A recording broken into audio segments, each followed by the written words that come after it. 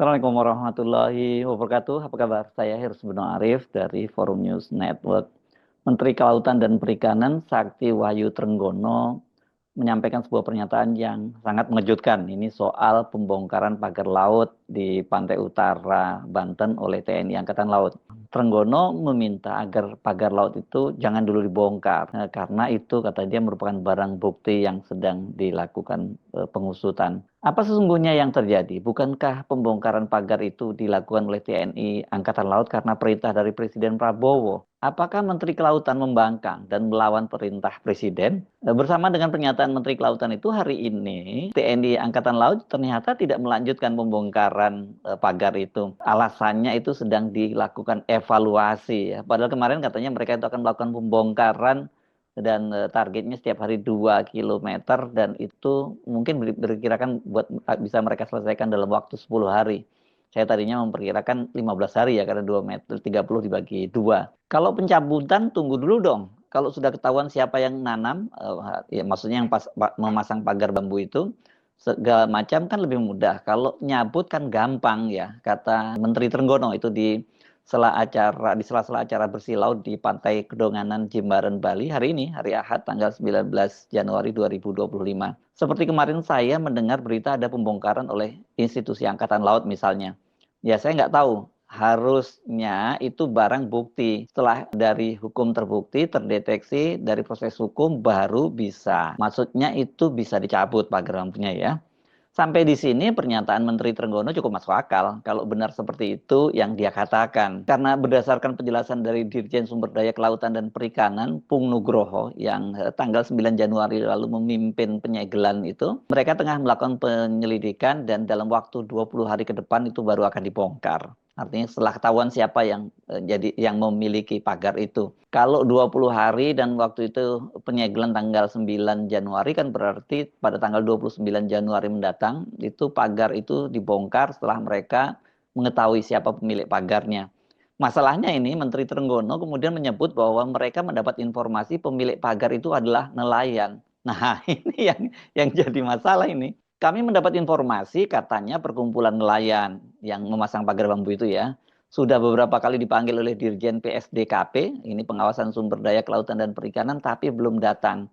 Dan kami itu dibantu polisi juga katanya. Trenggono itu menegaskan pemasangan pagar bambu itu ilegal. Dia menyebut ada sanksi administrasi bagi yang terbukti melanggar aturan tersebut sebagaimana diatur dalam Undang-Undang Cipta Kerja. Seluruh pembangunan laut harus ada izin kesesuaian ruang laut. Jadi apabila tidak dilakukan, maka akan kami hentikan, lalu akan kami proses administratif. Jadi ini bukan pidana ya, lebih pada proses administratif saja, berarti denda dan sebagainya gitu ya. Kalau benar yang dikatakan oleh Trenggono itu bahwa yang mereka panggil itu adalah nelayan, hanya nelayan mana yang dia panggil ini? Apakah mereka ini adalah sekelompok anak muda yang pada waktu itu menamakan dirinya Jaringan Rakyat Pantura, yang oleh sejumlah media disebut mengklaim bahwa yang memasang pagar itu adalah mereka dan itu hasil dari swadaya para nelayan. Setelah beritanya heboh dan banyak kalangan yang mempertanyakan, bukan hanya mempertanyakan, mencemooh dan menyatakan tidak percaya kalau mereka yang membangun, Koordinator Jaringan Rakyat Pantura, Sandi Marta Praja, membantah bahwa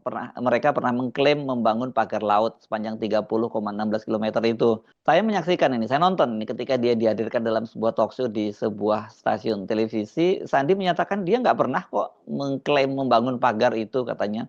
Dia bolak-balik katanya putar lagi videonya, tidak ada pernyataan semacam itu. Dia menjelaskan bahwa mereka itu turun ke lapangan dan mendapatkan pengakuan dan informasi dari para nelayan. Ini jadi semacam ini ya, kelihatannya mungkin survei gitu ya.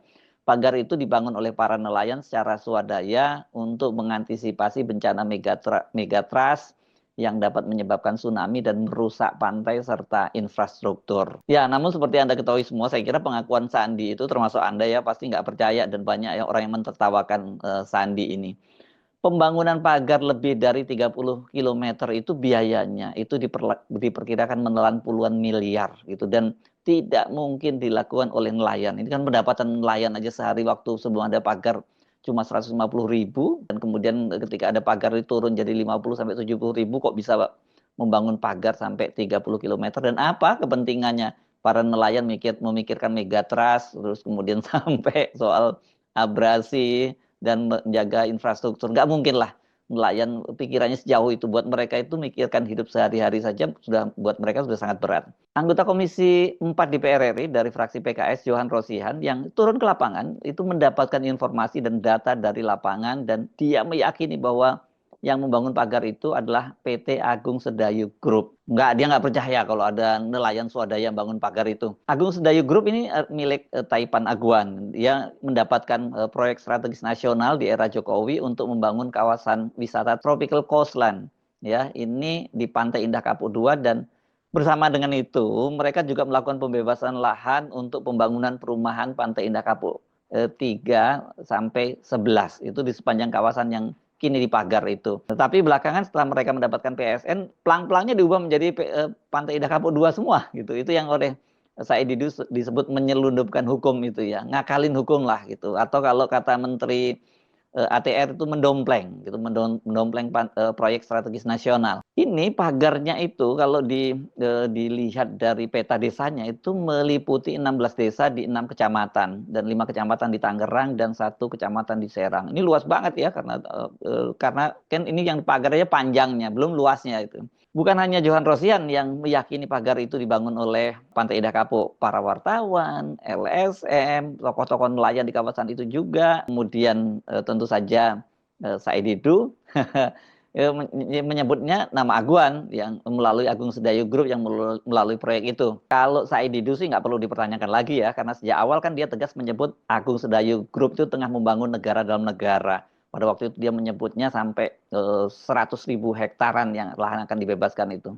Wilayahnya itu jauh lebih gede dibandingin Jakarta, bahkan juga lebih luas dibandingkan Singapura. Jadi sangat aneh kalau Menteri Trenggono ya tetap menyebut bahwa mereka tengah menyelidiki siapa pemilik pagar itu, dan menyebut kelompok nelayan yang mereka panggil untuk ditanya benarkah itu milik mereka. Saya kira sebagai Menteri Kelautan Pak Trenggono sudah paham lah kayak gini, ini nggak masuk akal alasan semacam itu. Jadi sebaiknya ya jangan disebut-sebut lagi lah semacam itu. Memalukan lah kalau seorang Menteri Kelautan kemudian mempercayai bahwa itu nelayan yang membangun pagar sepanjang itu. Sebelum Trenggono menyampaikan kekecewaan secara terbuka karena kenapa kok pagarnya dibongkar, staf khusus Menteri Kelautan Doni Ismanto itu sudah menyampaikan hal itu, dan dia meminta agar lain kali ada koordinasi yang lebih baik dengan Kementerian Kelautan kalau mau melakukan langkah-langkah semacam itu. Ini saya membacanya di Republika Online. Ditulisnya begini, Kementerian Kelautan dan Perikanan menyayangkan pembongkaran pagar laut di perairan Tangerang dilakukan tanpa koordinasi dengan KKP. Langkah tersebut menurut KKP berpotensi mengaburkan proses hukum yang sedang berjalan. Kami berharap seluruh pihak terkait dapat memperkuat koordinasi ke depan dan memastikan bahwa setiap langkah yang diambil tidak hanya mendukung kepentingan bersama, tetapi juga sejalan dengan aturan hukum yang berlaku. Jadi ini dikatakan Doni Ismanto, staf khusus Menteri Kelautan ketika dihubungi pada hari Sabtu malam. Ya, jadi pada pagi sampai siangnya dilakukan pembongkaran, dan ini komentar malam harinya seperti itu.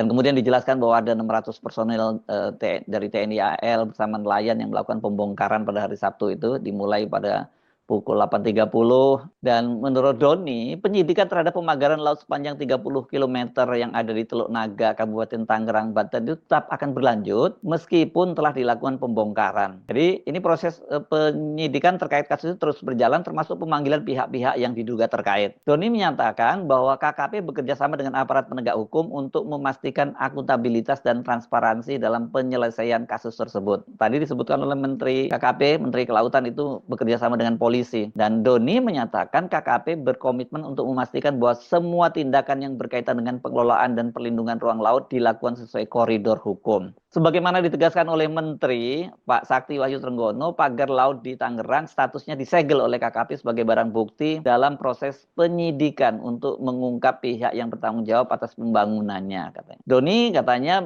dia mengapresiasi peran aktif TNI Angkatan Laut dalam mendukung kepentingan nasional di sektor kelautan dan perikanan. Dan KKP kata Doni, juga berkomitmen untuk menjaga sinergi dengan TNI AL dan semua pemangku kepentingan lainnya demi menjaga kedaulatan laut Indonesia dan memastikan keberlanjutan sumber daya laut Indonesia. Kalau mendengar pernyataan Pak Doni ini indah banget ya. Tapi jangan lupa ya, pagar ini sudah dibangun 1 tahun yang lalu malahan kalau nelayan menyebutnya.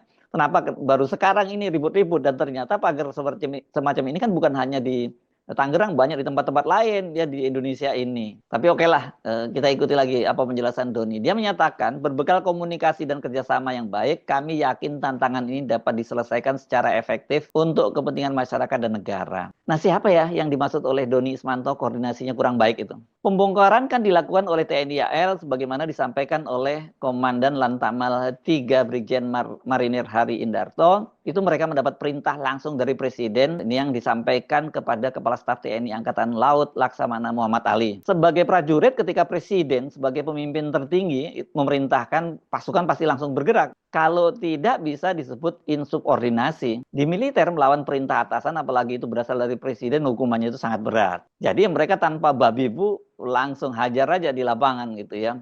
Jadi sesungguhnya apa yang terjadi? Apakah Kepala Staf TNI Angkatan Laut salah memahami perintah Presiden?